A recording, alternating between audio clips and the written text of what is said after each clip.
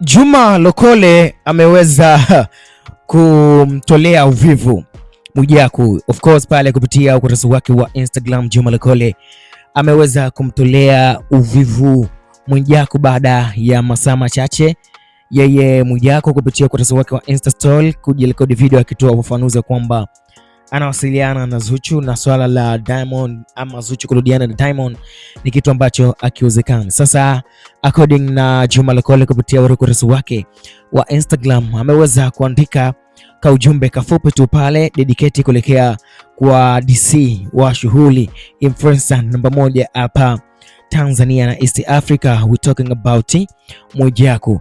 Juma Lokole ameweza kusema ya kwamba ni vibaya sana kujifanya unajua mambo kiundani sana. Tunachojua sisi ni kwamba Zuchu pamoja na Diamond wako vizuri mpaka sasa hivi, na bado tu kutokana na masuala mazima ya malezi wameamua kukaa kimya.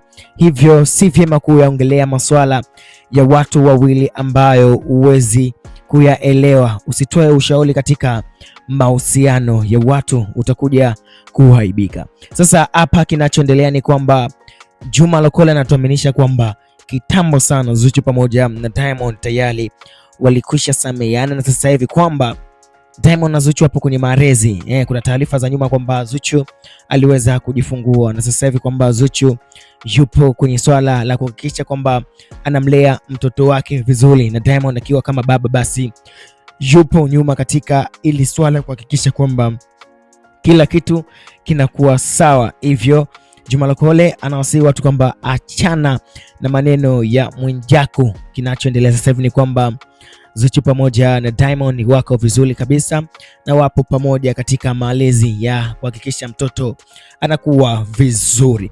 Mambo ni mengi, muda ni mchache. Subscribe katika YouTube channel yetu ili kwanza kupata taarifa zote za kiburudani mpaka pale baadaye kwa habari zaidi za kiburudani.